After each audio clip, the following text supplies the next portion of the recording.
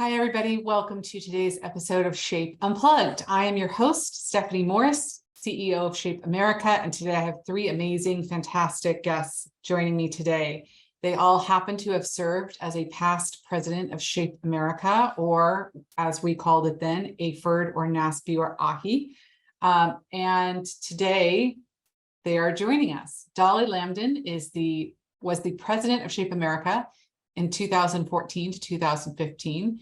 She is also clinical professor emeritus at the University of Texas and mom or grandmother. Steve Cohn is professor emeritus at Rowan University and grandpa, and he served as president of Shape America from 2003 to 2004. And Irene Cucina served as president of Shape America from 2012 to 2013, which was the last year AFERD was AFERD, so that's pretty notable and cool. And she is also professor of health and human performance at Plymouth State University. Dolly, Steve, and Irene, welcome, and thank you so much for joining us. Acknowledging that each of you has served as a president of this national HPE organization in the past, when you look back and think about your time on the Shape America board, what stands out for you as something that you are really especially proud of, either that the board achieved as a group or the overall Shape America achieved? Let's go ahead and kick this one off with thoughts from Dolly. Well, there's just so many things that come to my mind as I think of this. One of the most important ones was just the joy that I had in serving with an incredible group of people. It was just really inspiring to me that the level of thought and the level of listening and trying to find the best solutions for each problem came up, went into each decision. And I just really admire all the people that serve Shape America in so many ways, because they just give so much to a great organization. I guess when I think back of what I'm most proud of, one of the things that I think about are setting the standards. That Shape America sets the standards for the profession and has done that in so many ways and for so long. So AFERD did that before that. NASPE started with setting the standards. And I think we've done a really good job of putting standards out there, reviewing them, thinking about them, making them better and better and better, so that what goes on in our profession really is top notch. I guess another thing that comes to my mind is the changes that have gone on over time in thinking about the whole student and all the students. At one time in our profession, really, athletics and who the best was but who got the 95th percentile in the President's Council fitness awards and things was where we were focused. And it has all changed. I think it started with 50 million strong by 2029, when we talked about every child by 2029 having a program that gave them the skills, the knowledge, the habits, the confidence, and the desire to be physically active for their whole lives. And then Health Moves Lives came in, helping in a beautiful way with SEL and making that social emotional learning part of the curriculum, and also the whole idea of giving back. So that just moving again to the whole student and all the students as being the most important thing. Along that same line, the change in name, I think was one of the things that I think of very fondly, because it was such a struggle. We all loved AFERD as a name, those of us that had grown up with it. We loved NASPE, but no one else knew what those things were. And when we talked to people outside our profession, they would say, what are those letters? Or I think it's APERD, or how should you say it? And all the attention went to that instead of what we were doing. With Shape America, we can talk about shaping the future and shaping healthy lifestyles. And I think it's just been a really nice change. Thanks, Dolly. And Irene, any thoughts? Well, my most memorable time as president, again, as Dolly said, I wanted to be president of AFERD when I was 18. When I went to my first convention in Boston in the early 80s, I realized, what was I thinking? There's no way I can do this. So when the honor actually happened, it was overwhelming to me. And during my year, during my president-elect year and president year, I traveled to over 35 state conventions, espousing the benefits of becoming unified. We were not financially doing well, and all of our 6 associations and 6 districts were fighting for a small piece of the pie. each of us were advocating for healthy, active children, but we were all pulling in different directions. So my goal for my president-elect speech was, what we're doing is not working. So we need to figure out a way to survive. So when that vote came at the Representative Assembly in 2013, and it was 236 yes, 0 no, and 1 abstention, was kind of, I was frozen in time, because so many past presidents, actually 20 of them, had worked diligently at trying to figure out a way to get us to where we were. There were reports upon reports upon reports. I served on the board for 5 years. I was on the board as an observer when I was EDA president and was witness to it. So to have it actually happen, I just think I was at the right place at the right time, or maybe the right person to do it. I don't know which, but it was the most memorable experience. Meeting all of our members during those visits was unbelievable. Meeting Michelle Obama at Let's Move Active Schools in Chicago was something that when I grew up, I never thought I'd have an opportunity to meet a First Lady of the United States.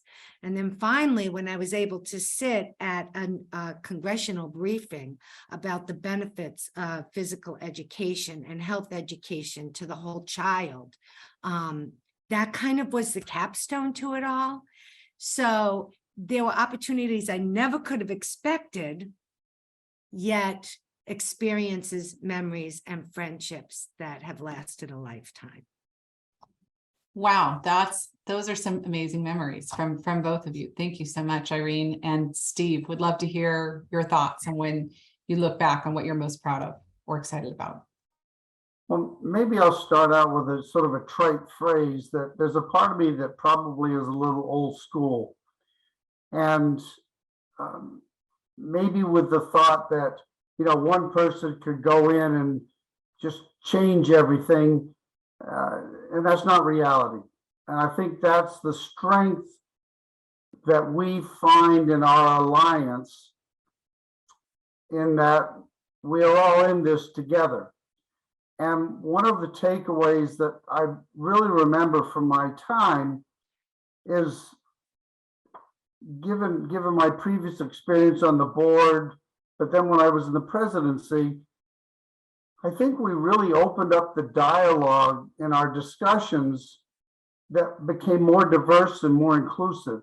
And I think that was a big wall to go over.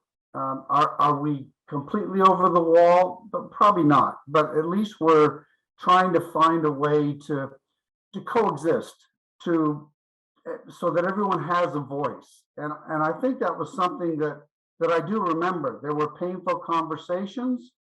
There were conversations where people were connecting. There were conversations where people were mad at each other. But I think those discussions laid some of the groundwork for the future. Also around that time, we had the acronym AFERD. And the last 2 letters were essentially the last 2 that had been really added to the association, then the alliance. And I do remember when the conversations to try to keep recreation part of the alliance started to weaken. There was more interest in going to other organizations, not unlike when the athletic trainers moved to NATA earlier, etc. And then ultimately, during that sort of 8 to 10 year period where dance sort of made a move, those were painful for me because I referenced old school, but I also understand that in order for the health of an organization to really thrive, that you need to make some of those hard decisions. You need to refocus on your mission. And I think that some of those conversations took place just before I was on the board, during the time I was on the board, and continue.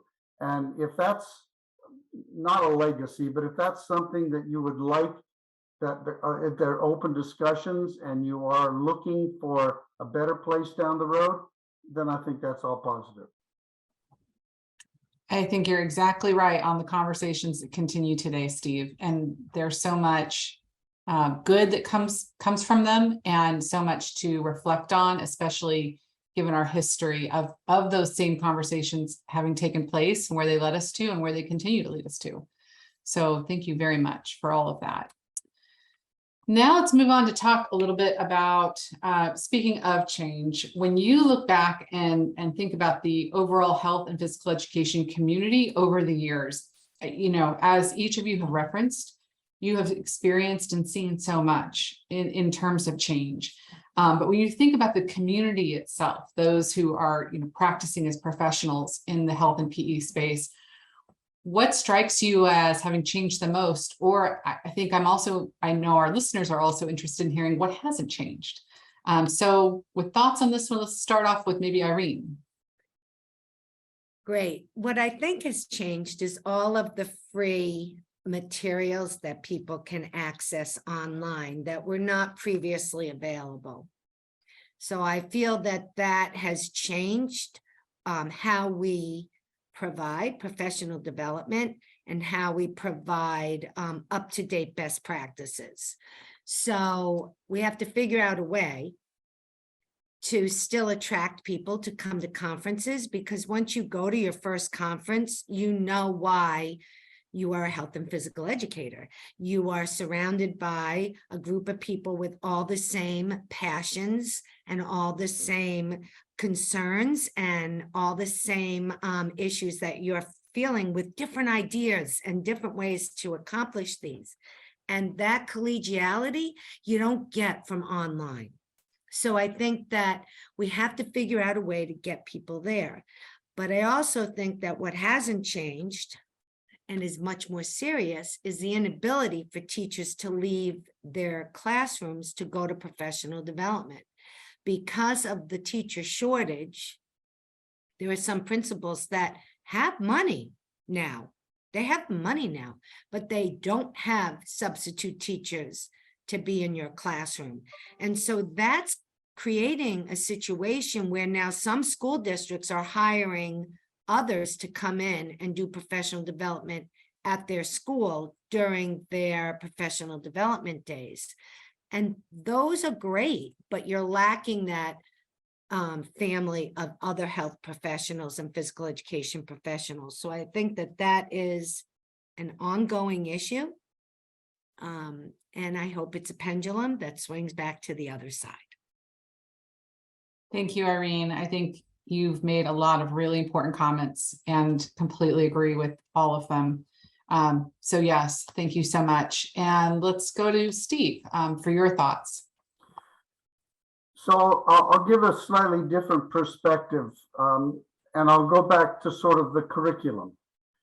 That for most of us, when we went back into our history of PE, or the more recent history, let's say when the world sort of changed around World War II, that PE got the shot in the arm with all sorts of fitness, and we need to have the troops in great shape, and so let's do it through our physical education class. And we have evolved from that, and we went through any number of different iterations. We went through the athletics, the skills, etc. But where are we now in many of the conversations? It's almost like, in some respects, we're back to fitness. Not completely, but we're kind of back in that area. We went through sort of the team sport, the team era, and part of that was, as a country, how we were interacting with the rest of the world. We were unified. Now we're in a situation where maybe our physical education programs should place less emphasis on all of that team, some yes, but also recognize the individual. And so you end up with that fitness, which can be more catered to the individual. you went from the team sport to the individual type sport, etc. But the other part that I guess I don't want us to lose sight of is that all of the health and physical education teachers in the school historically came out of teacher certification programs, teacher education programs. What I'm seeing more and more is that with the fitness management option, a number of students are going through fitness management because they think, oh, good, I want to do the fitness part. And I don't mean to speak against that industry, but they find that very few of them can make a full-time effort on that. So what are they doing? They're coming back through the state where they have an alternative certification to get back in the school. What are they bringing back in? Skills in fitness, not necessarily athletic or individual kinds of skills. So I think even though we're evolving, I think we're in a little turmoil.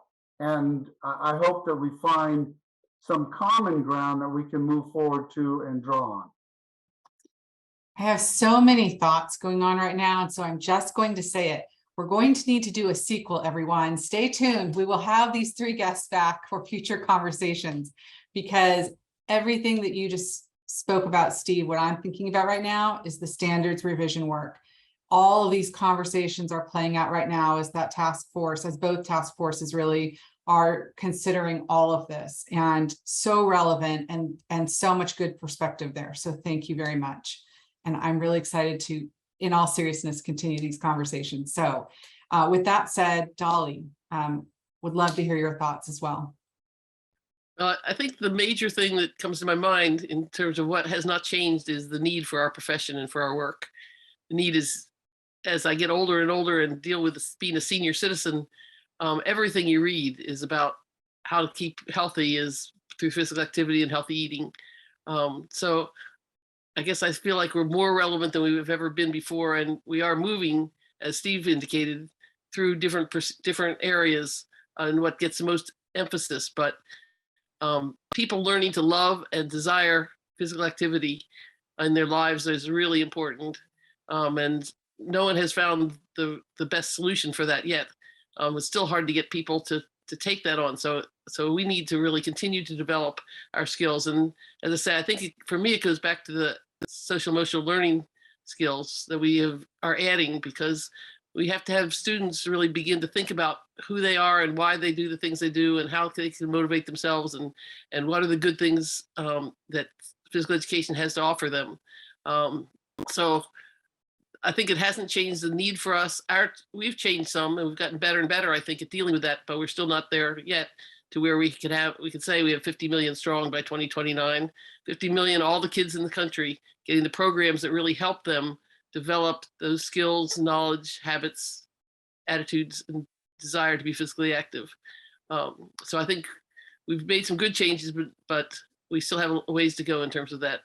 The other thing that just always comes to my mind is we have some fabulous programs across the country, the programs that every parent would say, that's what I want for my child, but people don't get to see them. So they really still remember whatever it was that they had in their program or whatever they saw in the movie, whether they watched Dodgeball or whatever it is, that's the memory they have. And so we have to get better at having images of great programs.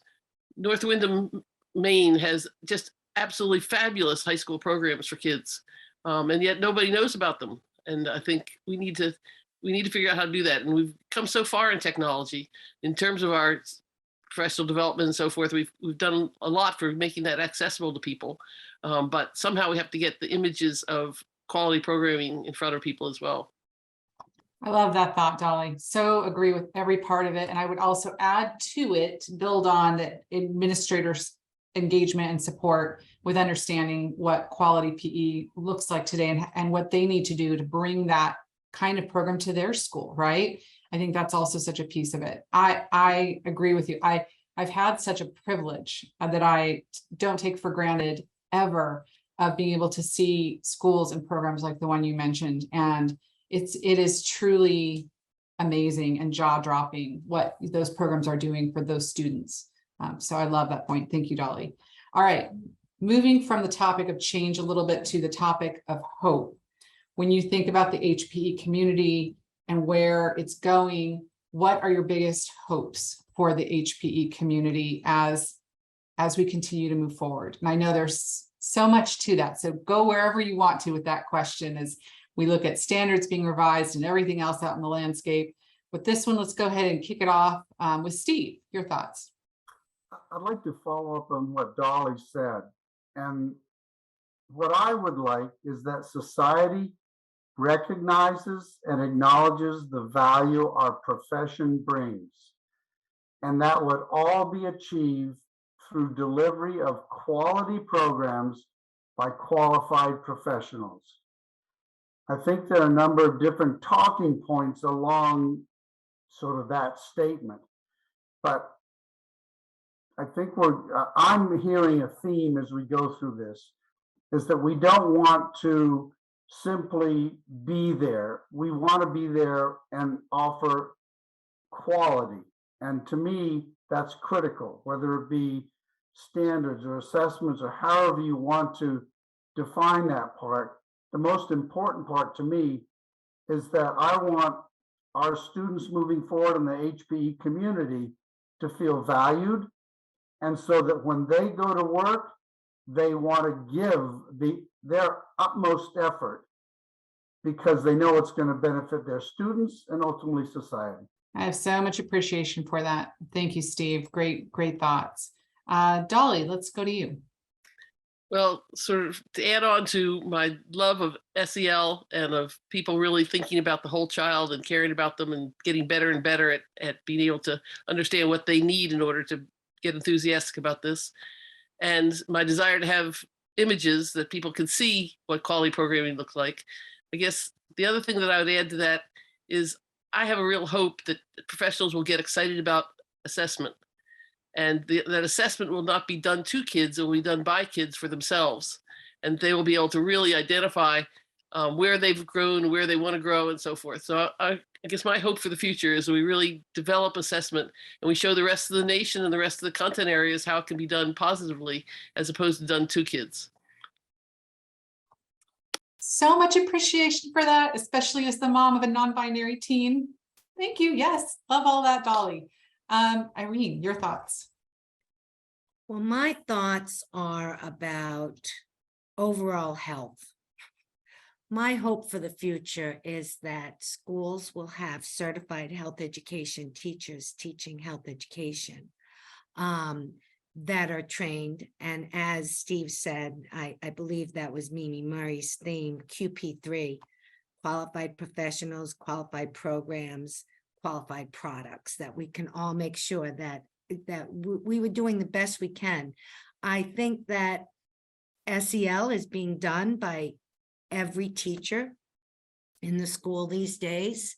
It's concerning as a person who has family members who are children, that we are hearing doctors want to assess mental health and anxiety for all individuals under the age of 65.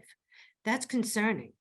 And without kids feeling safe and well, I don't think that it's the job only of physical education and health education. I think we are naturally doing it because of our discipline. But I think that we have to remember that as physical educators, we're teaching them to have some physical literacy and ability to move. And I'm seeing kids now in the schools that aren't, because they missed out because of COVID. And I'm seeing kids that are not being taught by qualified health educators. So they have people teaching content that's sensitive because it's such a personal issue. And you're hearing and reading about states that are going crazy over their new standards. Every state has an opt-out policy. I would have loved to opt out when I had to take geometry, but I didn't have that. And I think that if you ask the kids, they don't want to opt out. And that teaching kids about sex ed is not the 1970s sex ed. It's about the skills of how to navigate a world that is surrounded with images and influences that say it's okay to have sex. That is where we have to look at it. But parents are frightened.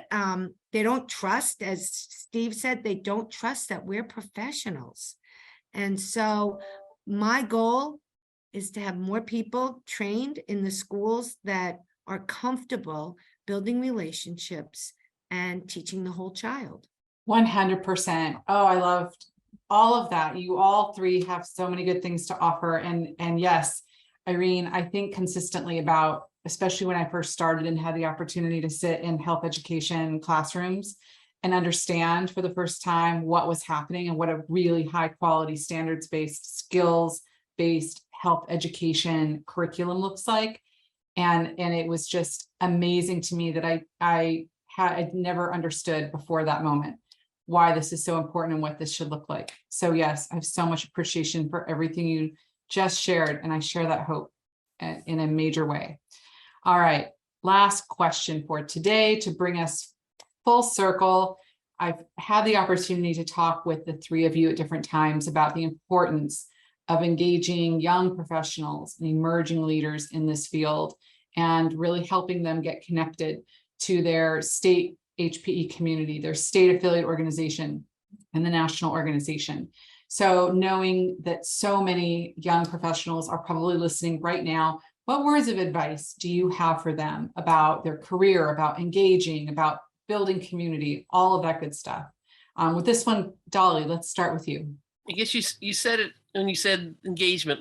In your profession, in any profession, if you're engaged, you get so much more out of it than if you are not engaged.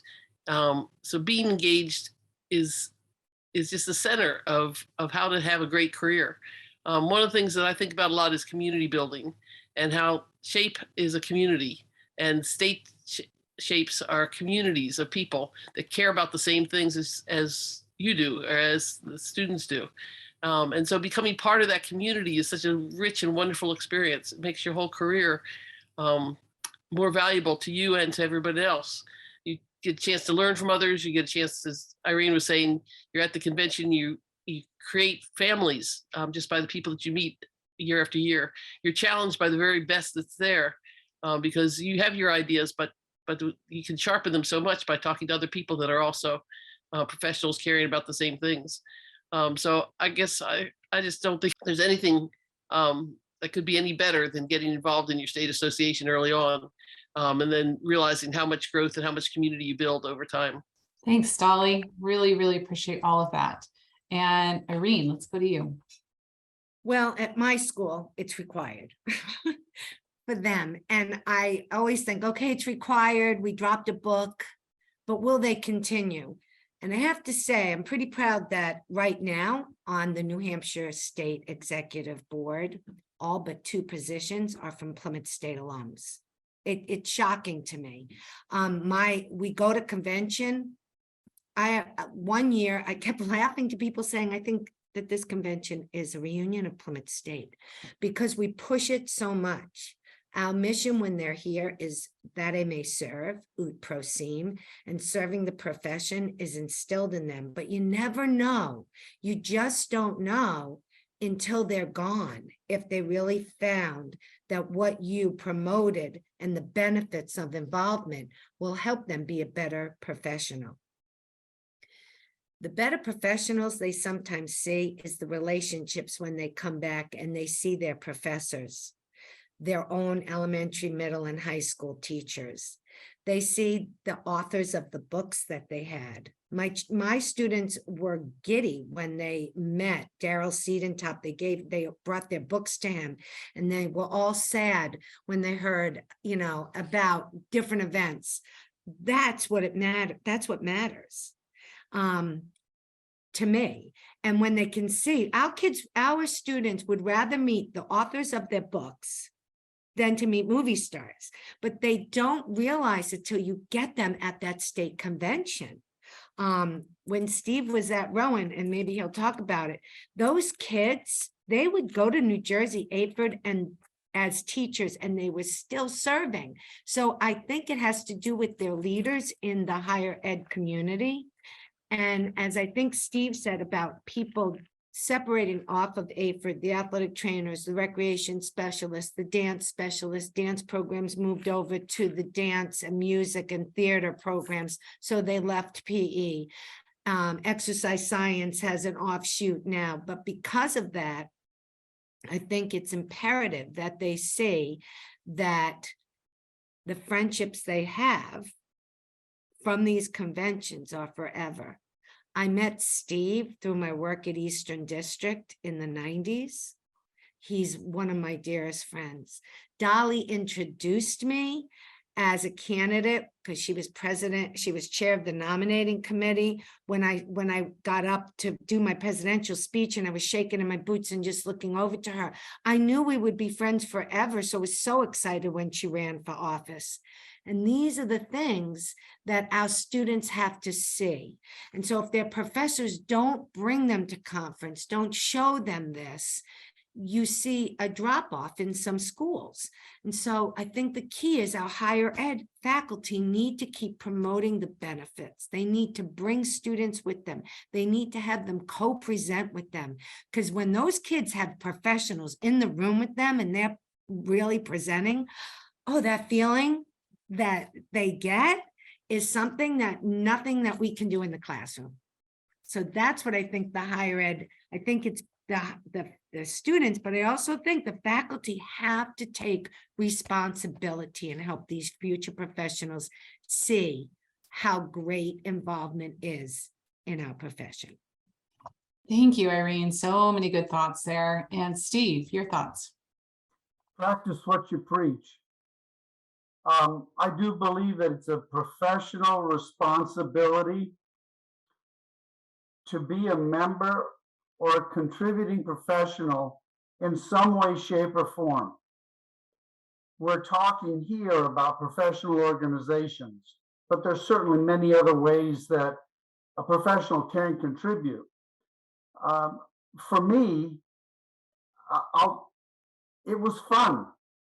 I think that was part of not necessarily the way we sold it to our students, but it was the way that when they would follow us, that they realized it could be fun.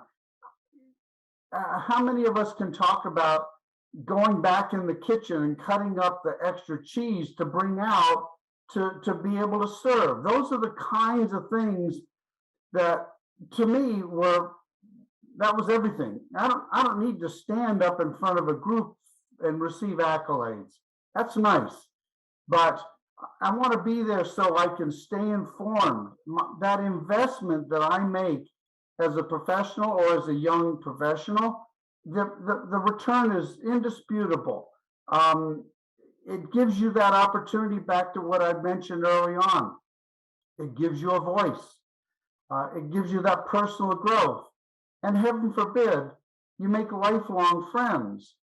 I think what we have currently is the ability for institutions of higher education to get their students involved, and then through social media, keep them involved. That's how I stay in touch with people. I don't get on there for these negative reasons. I get on there to stay in touch. And I think once that happens, just before I came on, I just had a student who sent me a question. I've been out of this rat race for a long time, but you still stay in touch. And so one of my closing comments that I had made in probably every class that I ever taught, and it applies to making the commitment to be involved professionally. I would stand up in front of the class and I said, there's not a question that I cannot answer for you or get the answer for. And they kind of looked at me and I said, I know that I personally can't answer all of them, but I promise you, I know somebody who can, and I'll bring them into the conversation. That's professional involvement. That's your network. That's your future. So well said. Way to close us out, Steve. That was perfect. Thank you so much. And on that note, thank you to the three of you again for being guests on today's show. I have so much appreciation for your time. I have so much appreciation for your leadership of this community and all the contributions you've made, whether we were AFERD or NASPE or AHI or now Shape America. Thank you. And with that, any final words you want to offer our listeners today? I just want to appreciate Shape America's work on diversity, equity, and inclusion. We need to go much farther, but we really stepped out, I think, in terms of LGBTQ plus issues, as well as some of the racial and indigenous issues. So thank you, Shape America, for making those steps, and keep it up. I agree. If I could, I had written something down here, and it's always stayed with me. But the late Jack Taylor, who was my longtime AD and football coach at Fletcher High School in Neptune Beach, Florida, he once told me that you always treat people with respect and kindness. Be fair. All right.